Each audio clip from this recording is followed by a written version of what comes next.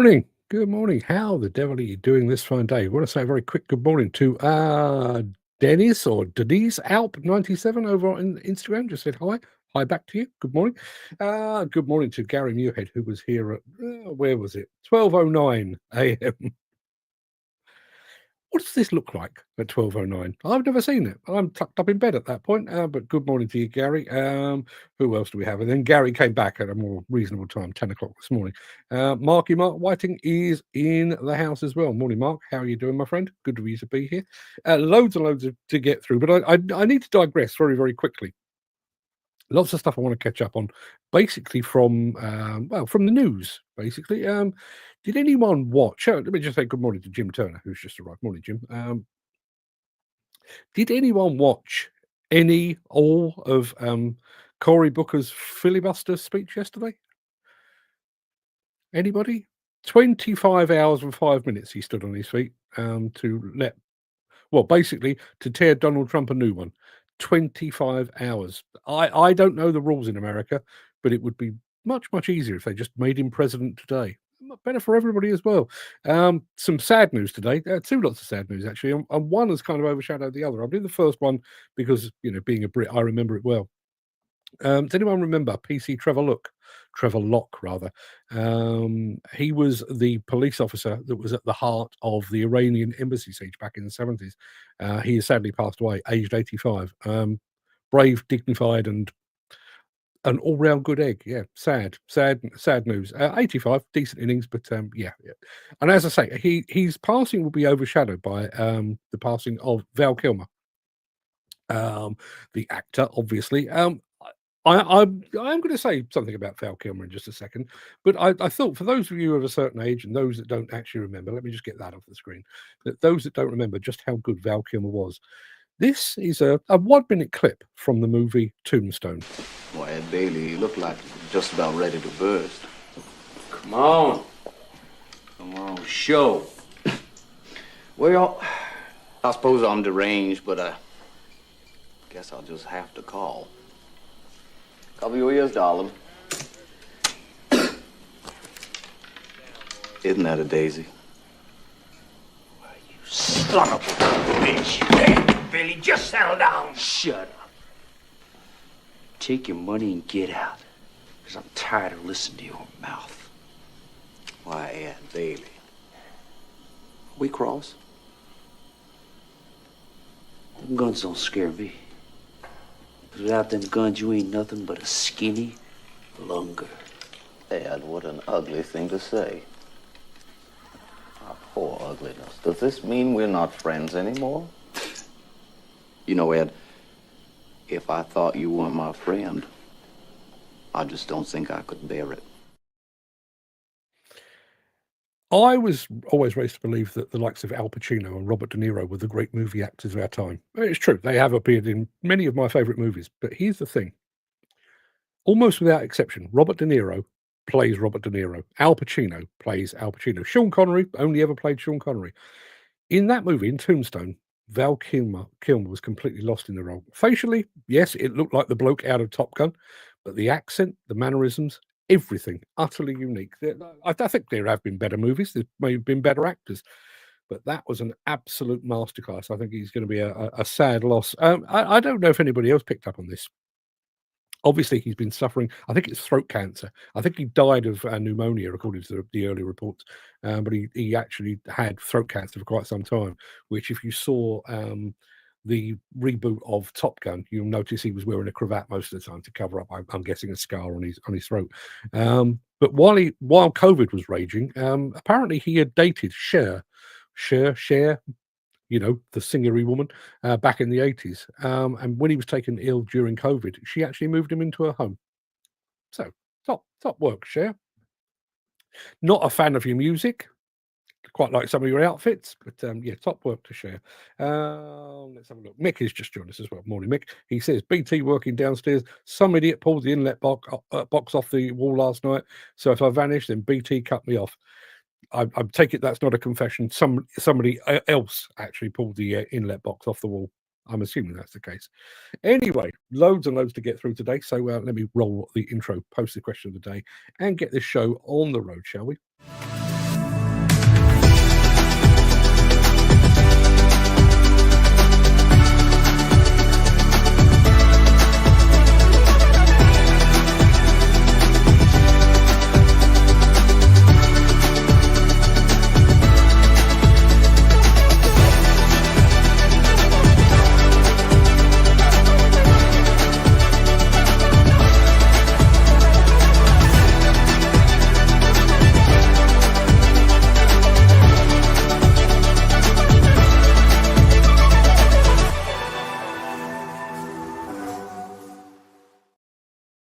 It is Wednesday, the 2nd of April. Welcome to the Breakfast Show. I am your host, Mark Anthony, the Walrus of Demolition, the Lord High Chancellor of live streaming.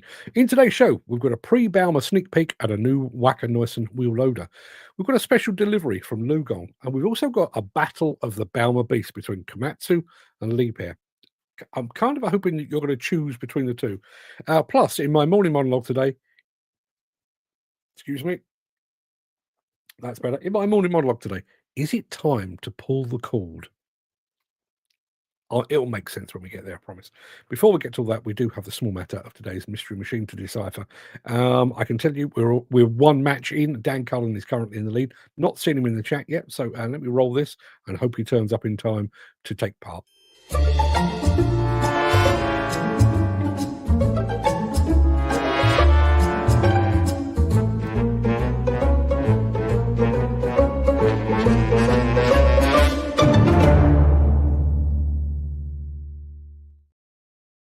Yeah, I'll show you the mystery machine in just a second. I'm going to say good morning to Ken Hatcher, who has got weather, loads of weather.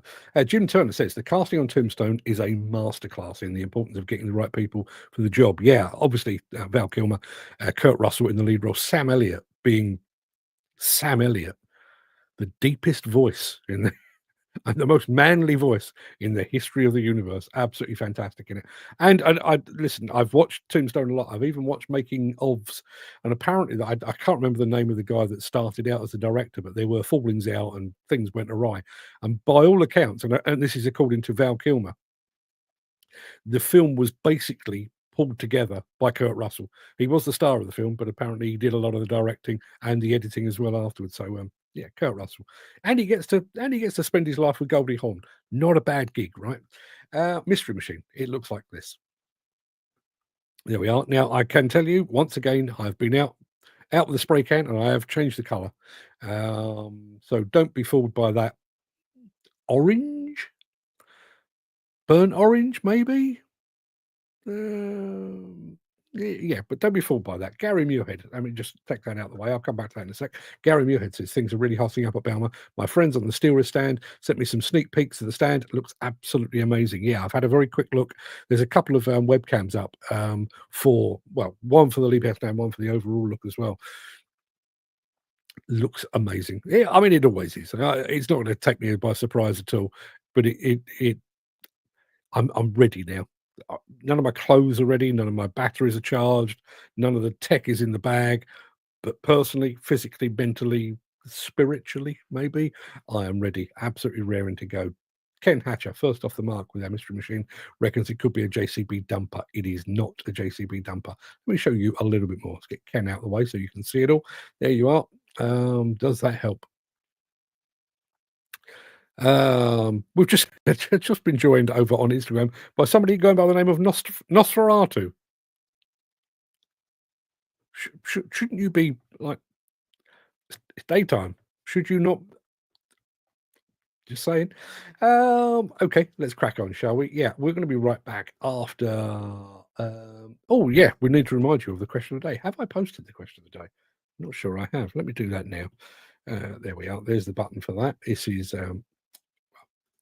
seems superfluous, but I want to remind you of the question of the day that I haven't even told you about. Here we go.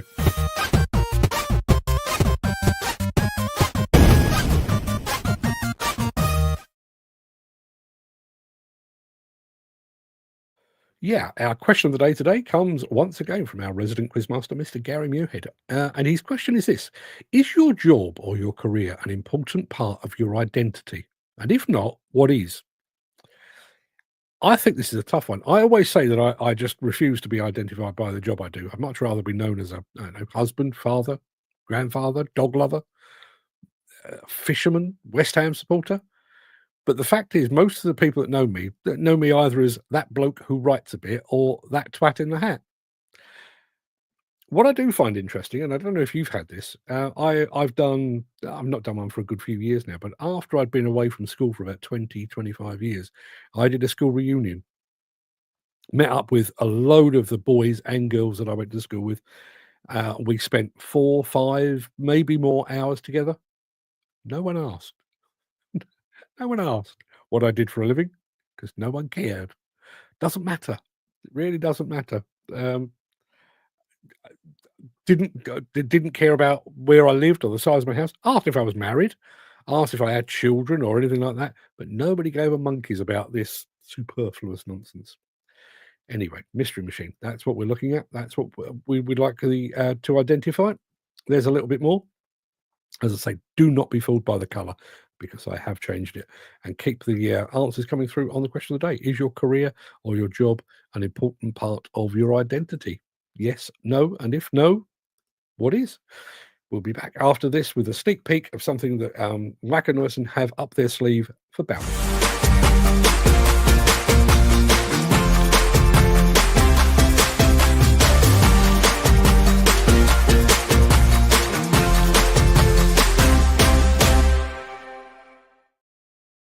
Just going to show you this. Mick just said, be back in 20. BT just knocked to say they need to shut the internet down.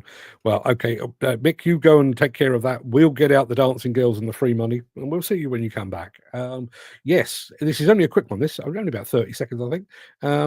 26 seconds in actual fact. But Wacker Neuson in advance of Bauma next week. They've given us a sneak preview of one of their hottest new wheel loaders, and it looks like this.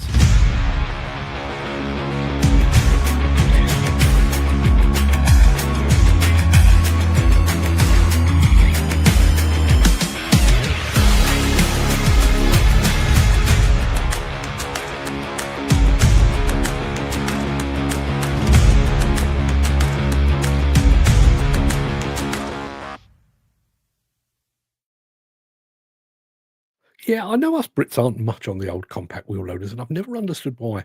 Never understood why. I think they're a fantastic little machine, particularly when it comes from the likes of Wacker Neuson. So I'm looking forward to seeing that in the flesh. We're due to see Wacker on, off the top of my head, I think it's Wednesday next week. Can't actually remember, but yeah. We're going to be right back after this. If you are enjoying this episode, please consider supporting the show.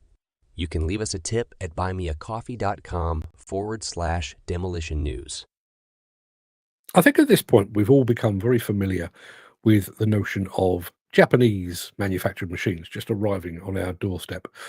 Korean built machines are just arriving on UK shores, and Chinese machines just being readily available. Have you ever given any thought to how they get here? Well, LiuGong's about to show you.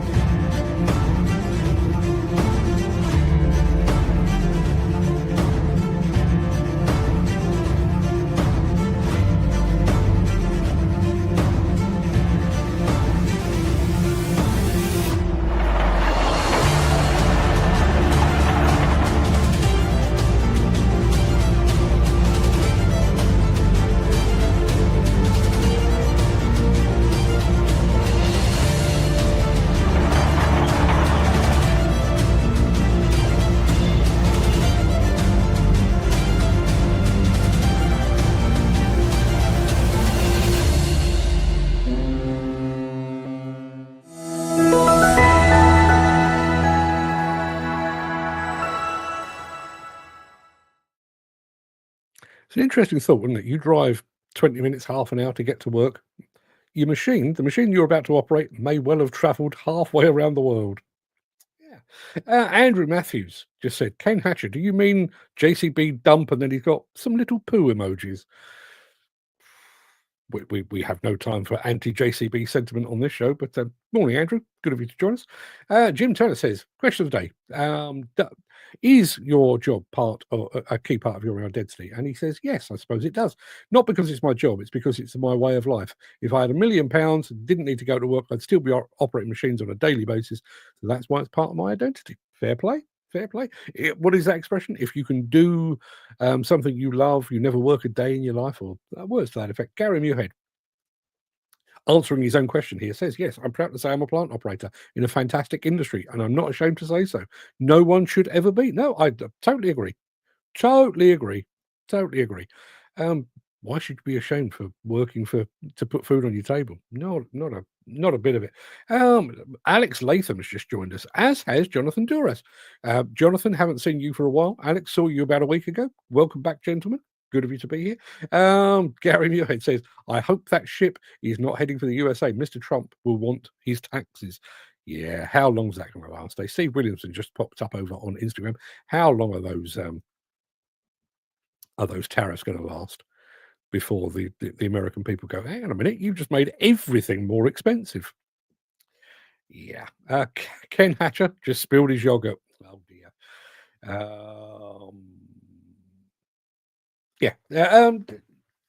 I said this at the top of the show. I spent a bit of time last night. Well, I had a look at the Cory Booker speech at, when he was at 14 hours. I then went out for a few hours, came back, and I watched him again at about 19. I woke up this morning and I watched the end. I don't know if you've seen it, but he was talking about making good trouble, about how to mend America, make good trouble. I'm an absolute advocate for that. Not make trouble like Messrs. Trump and Hegseth and Musk are doing, but make good trouble. I think they should just make him president today, but that's just me, and I don't get a vote in these things. We're going to be right back in just a moment, and I'm going to have to explain why we're back in a moment. Since the finance bill came into effect in April, the construction industry has seen a surge of fuel thefts. The rising cost of living has placed an additional risk of theft by employees and contractors, as well as opportunistic thieves. By using diesel dye and placing warnings of its use, you are sending a clear message that this is your fuel.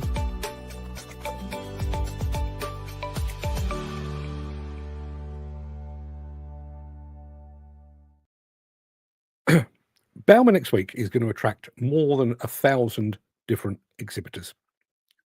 Some of the biggest, baddest, best machines in the entire world. But the absolute truth is there's going to be a battle of the beasts. Two manufacturers with absolute monster machines. Now, I'd like you to imagine that somebody has offered to helicopter you in to Munich, to the Messermünchen, to have a look. But you can only see one of these two machines. Okay? First up is from Komatsu with their PC 7000.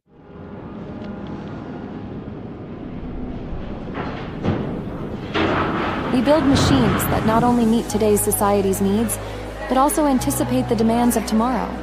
Our gentle giants extract the essential minerals that fuel modern life.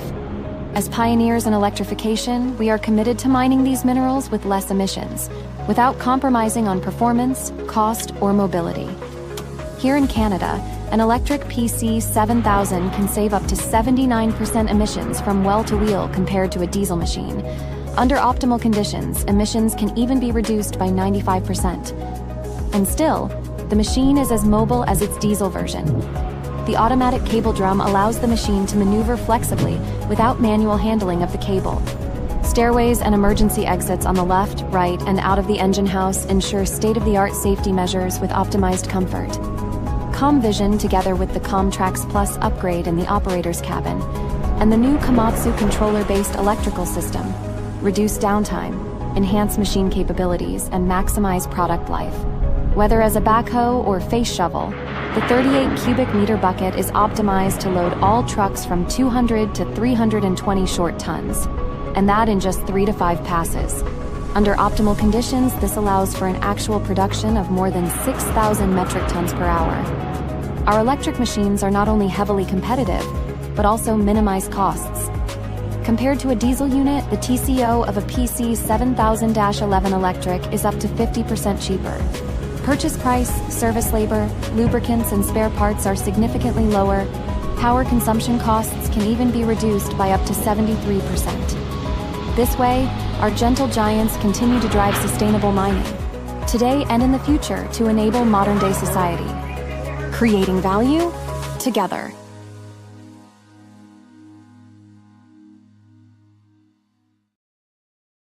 Okay, so there's the first machine. If you were to get literally a flying visit, you've got a 1 hour visit to Bauma, would you see that, or would you see the machine coming up after this?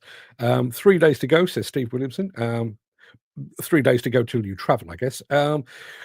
I will bring you the second machine in just a moment, but there is the mystery machine as it stands today. There it is with a little bit more. Looking for a make and a model, if you would be so kind. Okay, Steve, I've just seen your message. I'm available. As soon as this show's over, I'm available. Either give me a bell or just drop me a WhatsApp. So, yes, going back to my imaginary 1 hour trip to Bauma. We'll be right back with the second machine for you to choose from right after this.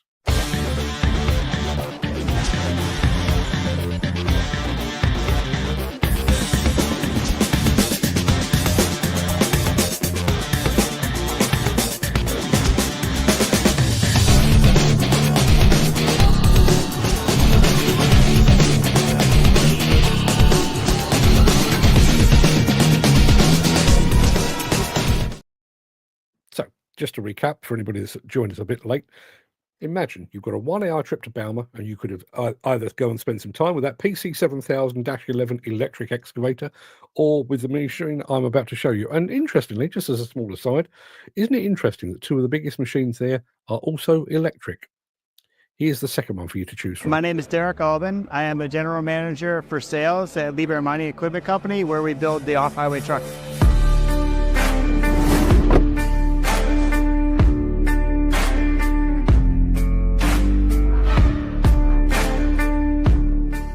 Probably the best mine expo I've been to. I've been with the company for almost 30 years now. Super exciting, great collaboration between the companies. Fortescue has very aggressive zero-emission targets, very aggressive compared to the rest of the industry. Looking at 2030 to be zero emission, right? We found a collaboration between both parties where we work together with them and we put battery modules in our 264 mining truck, also equipped with autonomous haulage system. And by doing that, we're putting in 360 of these trucks into Western Australia to help them with their iron ore processing. We have an agreement partnership where they will be able to sell and promote these products with other customers too as well. So as an industry, we're hyper-focused right now to bring a solution to the industry with our two companies. But beyond that, when we go further down in years and years, then they'll be open up to other people in the industry too as well. Liebherr is always very open to be a solution provider. We like technology, we like engineering, we like working with a customer to find things that maybe other OEMs may not use, and we like to listen first before we speak a lot. And we stumbled across this company and this opportunity. They said, this is what we're looking for. We might not be able to do this with other OEMs. That's something that Liebherr is interested in. Those are the words that we love to hear is, would you like to help us with a solution? And the answer was obviously yes. So a couple of years later, we're here with Fortescue going down the zero emission path, very accelerated, aggressive goals and targets that we're meeting. And it's just super exciting and wonderful to be a part of the collaborative group.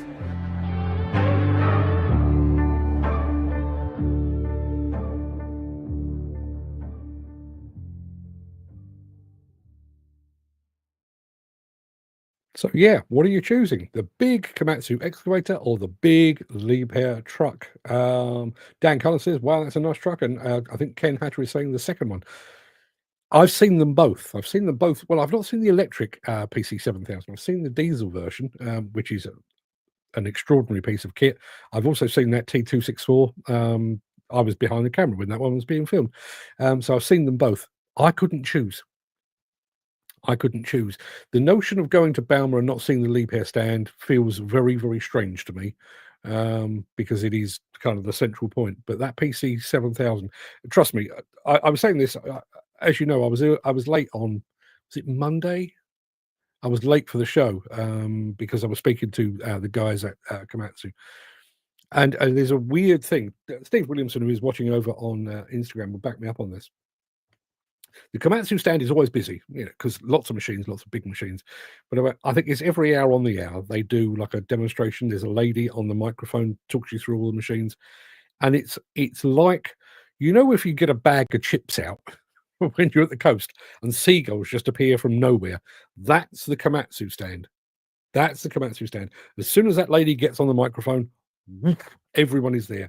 Dan Cullen is saying, where are you based, Ken? Are you near Bridgend? Ken, over to you.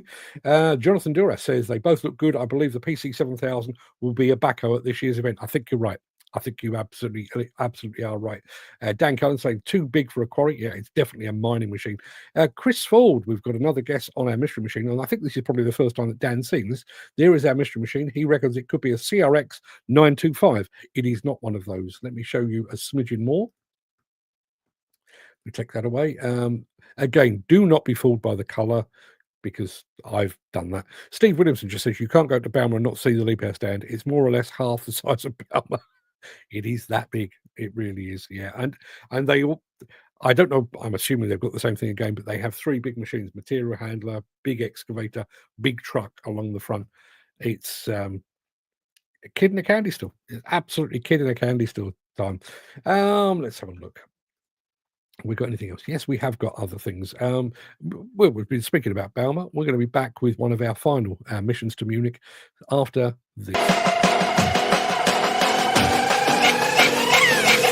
Think you can stop what we do? I doubt it.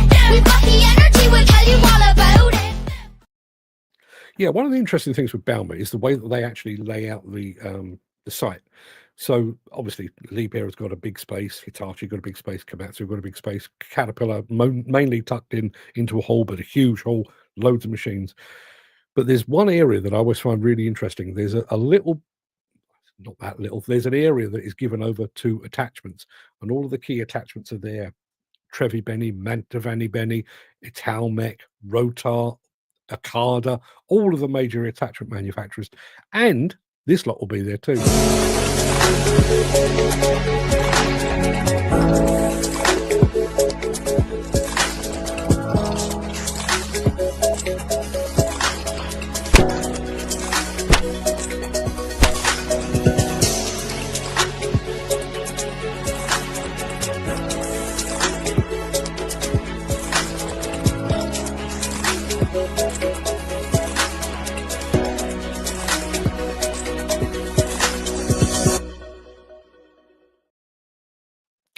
I've never learned to say their name.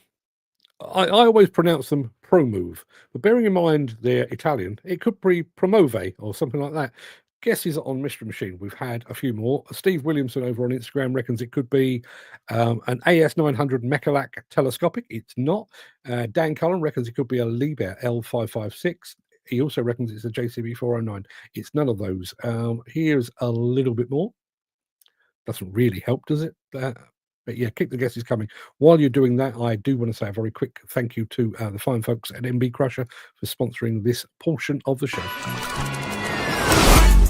Hey, turn this TV off. Ain't want my type activity, but don't you get involved. Hey, what? How many shit I seen? Send them off. Take a risk or take a trip. You know I'm tripping for my dog.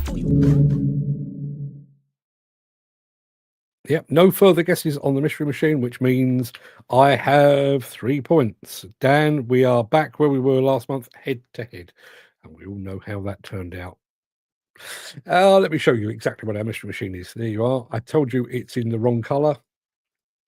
It is one of those. It's a Kramer KL60-8 or 0.8. And that's how it's supposed to look. Should be in green. I made it whatever color that is. So yeah, I win this time. Jonathan Duras reckons it was a Wacker Neuson WL70s. Good call. And there's Dan, got the right make in the end, but a little too slow. So yeah, I win this time. I'm not going to make a big deal out of it. I am really. As soon as the show's over, I'm going to do a little dance around the office. Dan Cullen says, damn, you didn't wait. Well, you did get the model. And listen, you did say Kramer KL. Not specific enough, mate. Not specific enough. You know how hard and fast we play with the rules here. Anyway, that pretty much wraps up the main part of this morning's show. I'm going to roll the outro in just a second before leaping gazelle-like into my morning monologue, which is, it's a true story. Yeah, well, it begins with a true story, but it does meander a bit. I'm going to do it as a bit of a once upon a time, because that's what we need. If you can't stick around for that, please stay safe, look after yourself, your family, your friends and your colleagues. Hope to see you again very soon. If you do have the time and the inclination, and if you would like to hear a story, what I've written, I'll be back immediately after...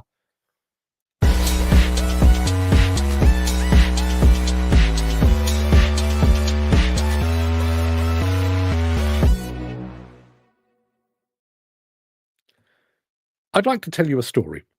It's a story that can trace its origins back to a Toyota car factory in Toyota City in Japan in the 1950s. And our tale centres around an engineer named Taiichi Ono. He's remembered as the man who shaped Toyota's production system. Now, as in all factories, there was a constant pursuit of ever greater efficiency at this particular Toyota factory, and that was a problem. You see, efficiency and output climbed higher every single day. But mistakes piled up too, with minor defects snowballing into costly recalls. Now, the workers noticed these issues, but stopping the production line was unthinkable. And yet, good old Taiichi Ono spotted a solution to these growing problems. And that solution, surprisingly enough, was the workers themselves. He proposed a simple solution, a solution he called the andon cord. Any worker at any time could pull that cord and halt the entire line to fix an issue or a defect on the spot, rather than allowing it to progress down the production line. Now, not surprisingly, other managers at Toyota pictured chaos, delays, and even a loss of production. But Taiichi Ono stood firm, convincing them to give it a shot. And the results were significant. Defects shrank, productivity climbed, and most issues were resolved right there on the line. The andon cord worked. It didn't just change Toyota, it changed manufacturing around the world. The success of the andon cord was due not to technology, but rather the culture of ownership that it fostered. Now, at this point, you're probably thinking one of three things. Well, one, how is this master storyteller going to conclude this fascinating yet fairly random tale? Number two, what has all this got to do with demolition and construction? Or number three, doesn't this bloke go on? But stick with me. I know precisely where I'm going with this, and I am just kind of taking you via the scenic route. Successful though the andon cord concept was in the sphere of manufacturing, then later in software development, healthcare, and customer service, it would not and could not work in the UK demolition and construction sector, even though the industry is plagued with defects that costed upwards of £20 billion every single year in reworks. And there are three key reasons why this approach would never work in our business. The first of those reasons is time. All modern demolition and construction projects are carried out against the clock. They're condensed into a time frame that makes no allowance for any slippage whatsoever. Projects that start late are still expected to hit the agreed deadline. Projects that are impacted by weather are still expected to conclude on or before the agreed date. Material delays, floods, plagues of locusts, and acts of God are no excuse. We agreed a deadline, and by Christ, we're going to hit it. Anyone even proposing the pulling of a modern-day andon cord would likely find themselves hung from it. The second reason that this approach will never catch on in the demolition and construction industry is that this sector operates entirely on a top-down management basis. Even though many of those that sit atop the industry bypass the site phase of their learning, opting instead to get their industry knowledge from textbooks and classrooms, they have an unwavering belief that their way is the right way. Even when they're presented with evidence and proof that things are going awry, they will march on doing precisely what they were doing before, because the textbook says so. The third and final, and maybe the biggest reason why the andon cord principle would never work in the demolition and construction industry is empowerment, or rather, the lack thereof. Those men and women that work on site might have decades of hands-on experience. They might have identified problems on previous sites and would be only too willing to share their insights into how such issues, defects, and hazards should be resolved. They're practical people too, able to adapt and overcome. The ability to find a solution or a workaround is hot-wired into their very DNA. Yet for all of that, they're ignored. They may well have a solution that could save time, save money, or even save lives. But if they've got dirt under their fingernails or on their boots, their insights are ignored, dismissed, or in some instances, viewed as incendiary, as troublemaking, rabble-rousing, or just plain disruptive. Rather than listening to those with hands-on experience and time-served knowledge, and potentially saving themselves some of that £21 billion that's currently being pissed up the wall each year in reworks, the industry marches on in its never-ending pursuit of that all-important deadline. Regardless of dangers and hazards, faults and defects, no one pulls the andon cord. Because in this industry, no one would dare. You are the andon cord. That shows an education, isn't it? Unless you've heard the story before, in which case I apologise for boring you. Let's hop on over to the chat. What we got over here? Gary says, just helping out the guys set off a blast in the borrow pit. Hopefully get to press the button. Fantastic stuff. I hope somebody would get that on film. That would be absolutely awesome. Jim Turner says, we need this in Westminster. Westminster, the Oval Office, all of those things. I'll come back to that point in just a moment. That's why a deadline should be a factor in a percentage for hold-ups. But nowadays they don't. No.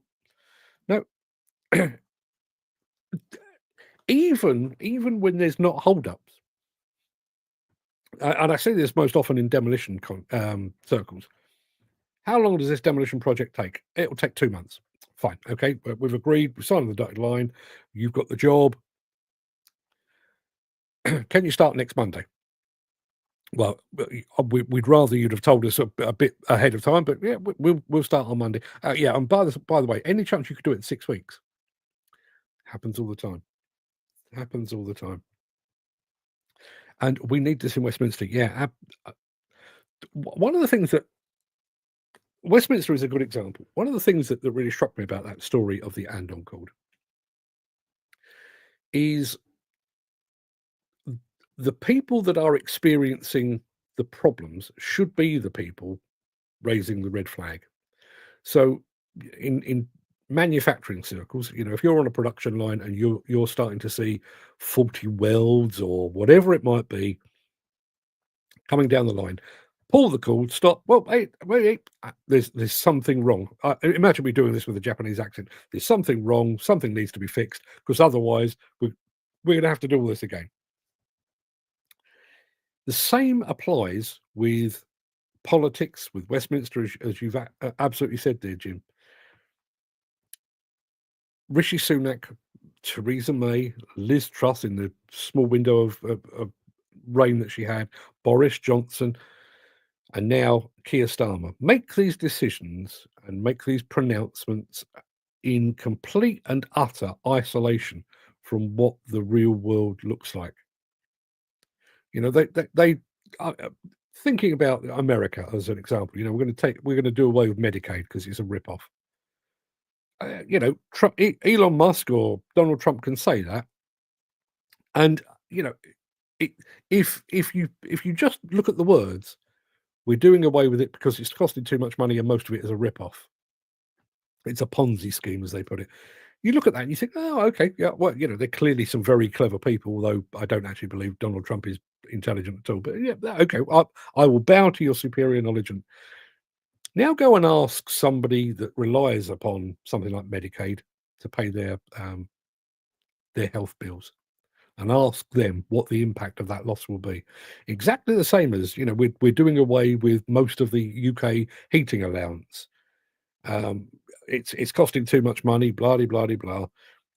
Now, it sold as a cost saving, and we have been through some tough times with recessions and COVID and everything else.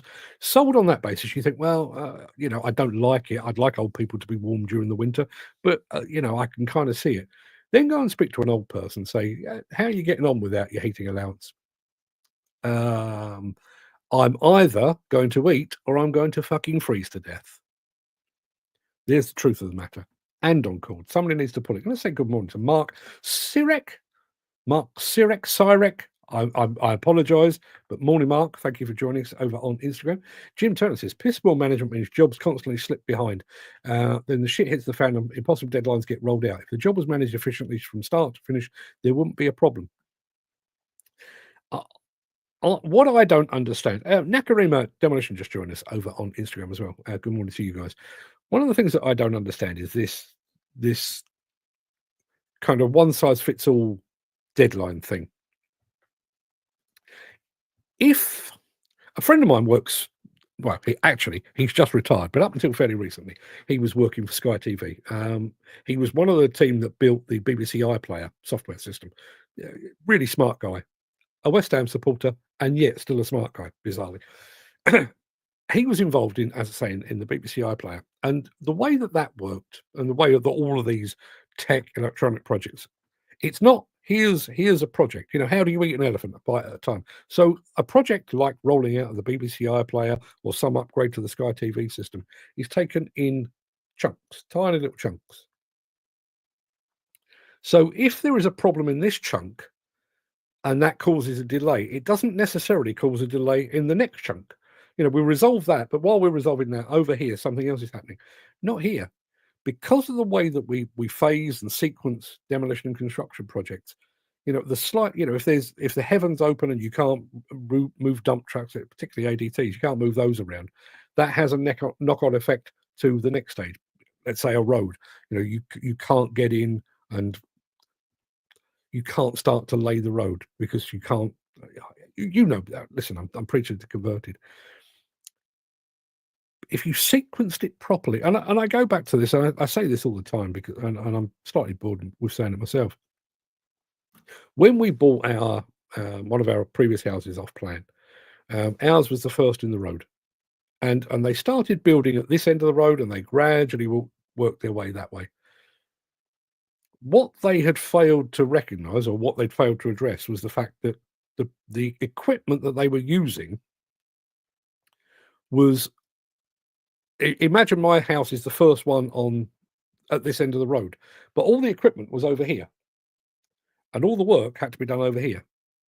So every day we had parades of not ADTs. We had little dumpers, we had telehandlers, a couple of backhoe loaders, a couple of mini excavators, traipsing past our house.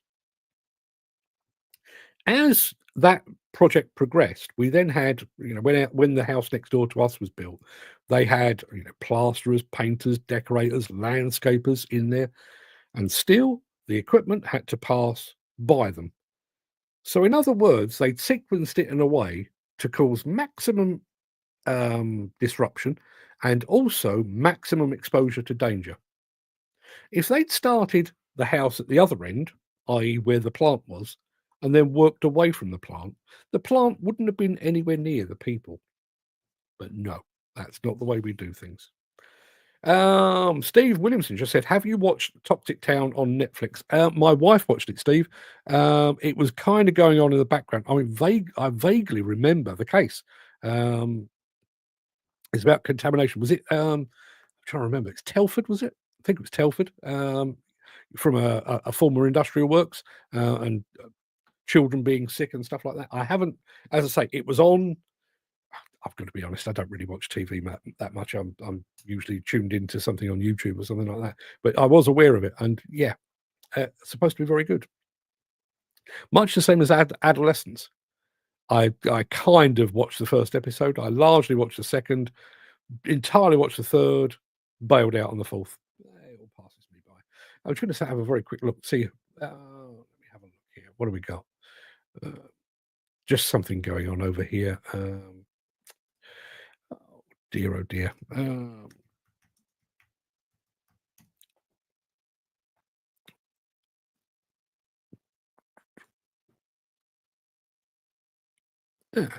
Sorry, just got slightly distracted. Something came up on my screen and then it went away again. Yeah, the Andon called. The Andon called. Think about where all the experience within the UK demolition and construction industry really resides. It does reside with the people on the ground.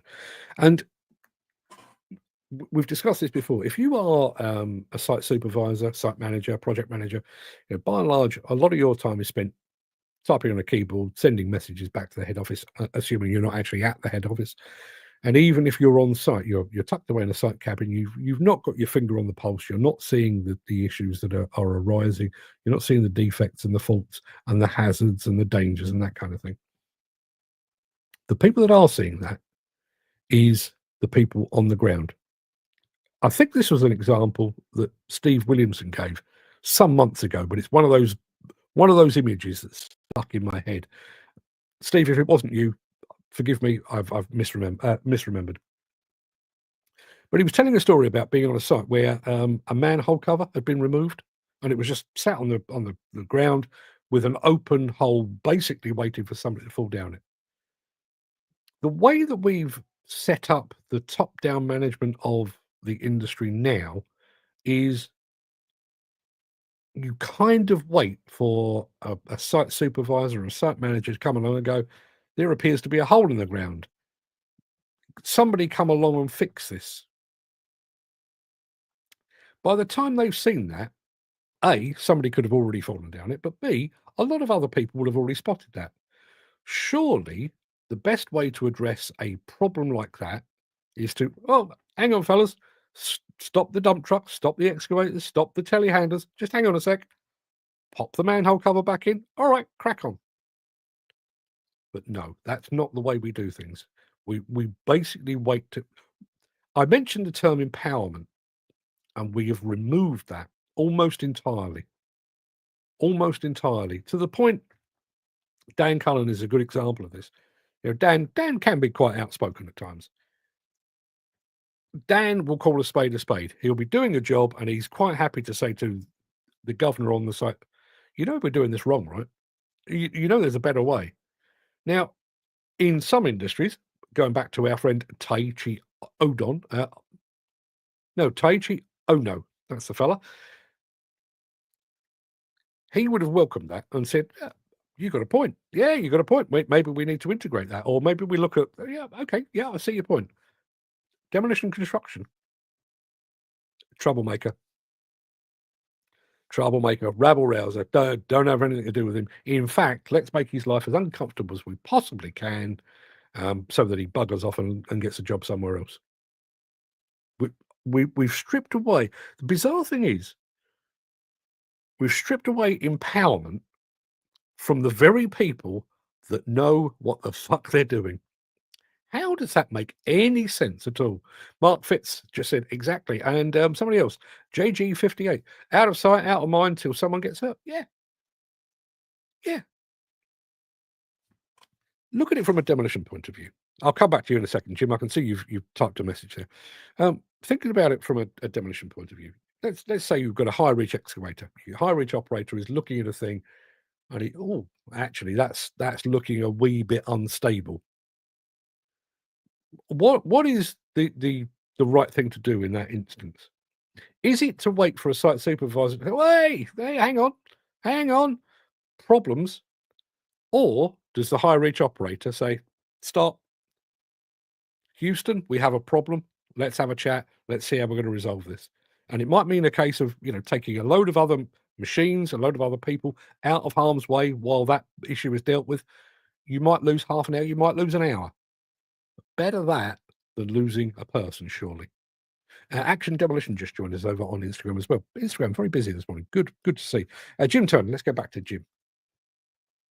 He says, I'd say about at least 90% of housing jobs could have a build route that keeps the public and site traffic totally segregated through the duration of the job, but I haven't seen it done yet. The clowns that plan the sites haven't got a fucking clue.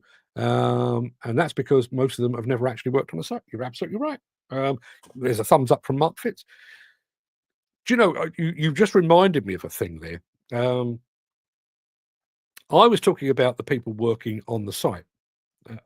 I would come home of an evening in our brand spanking new house and have to sort of maneuver around plant that had been parked up overnight and so on. You go out at the weekend and there's a Thwaites dumper going that way and there's a JCB telehandler going that way. And you've also got, as I say, next door plasterers, landscapers and everything else. But when they started to open up the housing development, they also had people arriving to look around show homes. So you're looking around show homes while being buzzed by plant and equipment. Now, most people that work on site, I'm saying most, not all, but most people that work on site have got a bit of a sixth sense. You're kind of walking with, you've got eyes in the back of your head, you're kind of listening out for the sound of approaching engines. Joe Public doesn't have that sense. Joe Public will just think, go and see my new show home, I'm walking down here. At which point there's a telehandler coming the other way, possibly with forks lowered that will make them a doner kebab, a shish kebab. I'm not an expert on kebabs. How does that make any sense? Mark Fitz just said planning is key. Yeah. And shouldn't that planning involve the very people that have not just been there, not just done it, not just got the first T-shirt, but possibly got the third and the fourth T-shirt as well? The people on the ground. When, as I say, I know demolition better than I know construction, but if you were to look at a tower block from a management point of view, it's 20 stories high. We did one 20 stories high about 6 months ago. Okay, so we'll plan it accordingly. Well, that one might have been steel framed. This one is not, and the way that it's been built, the way that it's been fixed, and everything else might be totally different. Now, the person that's going to identify that and to have to deal with that is the guy sat in the tilted cab with his hands on the controls of a high-reach excavator. Would it not be a sensible idea to say to him, "Here, Bob, what do you reckon? What is the ideal sequence?" Now, not necessarily saying that we're going to take that in isolation, and it might be a case of that he's going to look at that and think, well, okay, if I take that, then that will fall down there and that will fall down there. He might be completely unaware that there's underground services that might be damaged or or anything like that. But at least ask the bloody question, surely. Would that not make some sense? Particularly given that the guy that sat behind the levers might have 10, 15, 20, 30 years site experience, whereas the guy that's actually telling him what to do has got a certificate from a university, but has never actually done the job himself.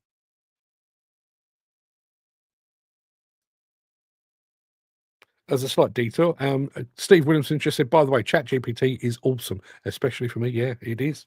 It is awesome. Mark Fitz says, good firms do. Yeah, and unfortunately, therein lies the issue. And maybe I've always had this theory. I'm going to speak about demolition again. Sometimes I have the need to go and take photographs or film things on a demolition site. And there are a handful of go-to companies that I always call. By the way, JG58 just said, have a safe day. Have a good day, fellas. Be safe out there. Great talking point. Thank you very much indeed. Have a good day yourself. Yeah. So I get the need to take a photograph. I will phone AR Demolition, Armac, or Downwell. And the answer that I get generally is, oh, we're going to site there. Go and have a look. Fine. And it's not a case of, well, can you do it a week next Thursday? They do it now. The site's open. Just go and tell them that we've sent you. You're absolutely fine. And I've always thought that was a real indicator that demolition company was not just good at its job, but confident that it was good at its job. And I stand by that. But maybe the real signifier of a top-notch demolition and construction company is that they actively involve those that know in the decisions on how work is done, how it's sequenced, how it's phased, and everything else. Steve Williamson just said, we have a trainee supervisor. How is that possible? Someone that has never had much experience on site. Yeah.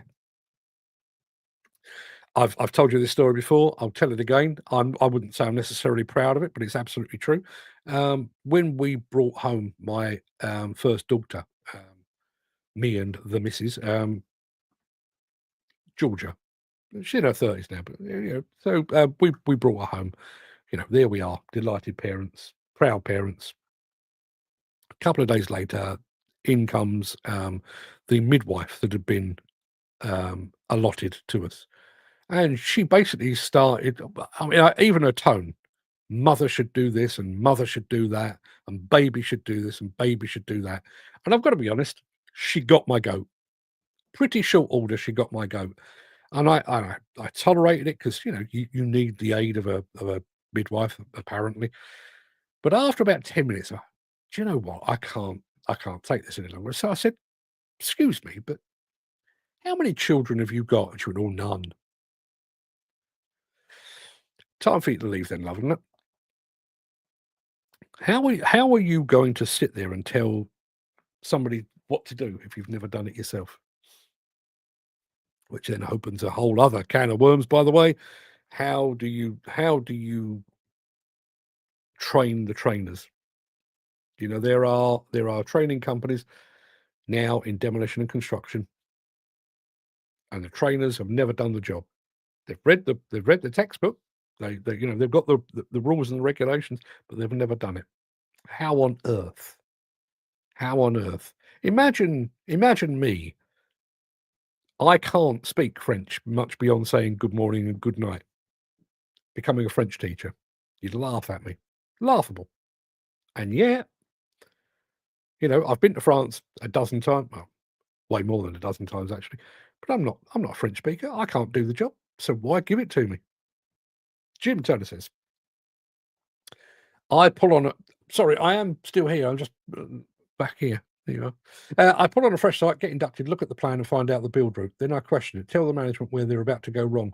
They obviously don't listen. Then a few years later, when the job is gobbed up with plant, lorries, vans, materials, I remind them that this is what I told them would happen. They never listen to advice and never appreciate the reminder. You've just reminded me of something that went through my head the other day. Jim, I 100% agree with you. You know that expression, I hate to say I told you so. I don't get that. I love to tell people I told you so. I did, if you were here, you will know that I have very specific concerns, very public concerns about the person that might be appointed the next CEO of the NFDC. I'm going to say no more on the subject, but when and if that person is appointed, and when and it will, it's inevitable, when the whole thing goes tits up, I'm going to replay that video. I'm just going to sit here and just go, there you are. I told you so. I gave you a handful of red flags, which you chose to ignore. Jim, exactly the same thing. And here's a question for you. Let's just put Jim back on the screen here. You go to the site management and you say, fellas, been doing this a while. I've looked at what you're doing, and I think there's a better way.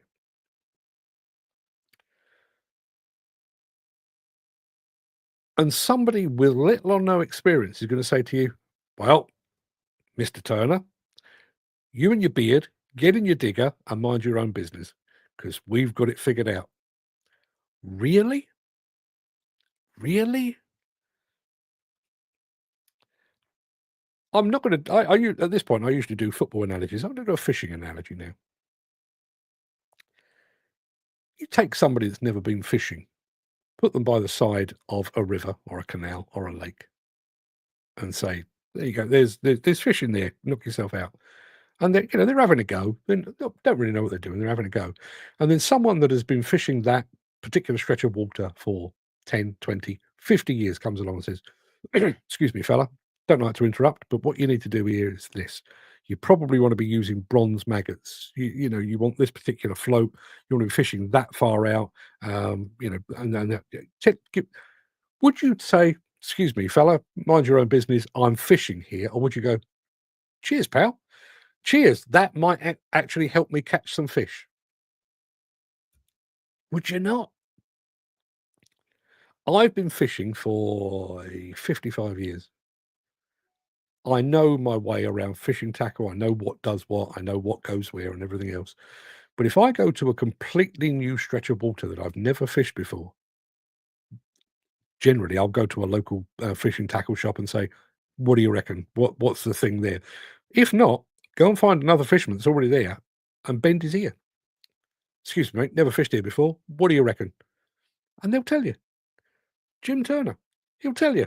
He's not keeping that to himself. And what do these people actually think you're trying to gain? Do these site supervisors that are so willing to ignore your advice and your input, do they actually think you woke up this morning and thought, I'm really going to fuck his morning up. I'm going to tell him where he's going wrong. Do they really think that's the mindset? It's a bizarre thing. Andon called. I'd never heard of it before up until a couple of days ago. Read up. Andon. I'm I'm pulling my own hand on cord now. I'm going to call it a day because, yes, it is that time. We've had an hour. Frankly, it's more than enough, isn't it? Everybody, go and have a fantastic day. Back tomorrow. Where are we now? It's Wednesday. Back tomorrow, back Friday, and then nothing. Nothing. There will be an echoing void for a whole week while I'm swanning around in Munich, chowing down on sausages and bagels. Pretzels, that's the thing I was looking for. Yeah, and then I'll be back a week after that. So yeah, join me for tomorrow, join me Friday, and then you'll have to find something else to do, I'm afraid. Sorry, but that's the way it is. Until tomorrow, everybody have a fantastic day. Go and pull your hand on cord, see what people make of it. See you tomorrow. All the best.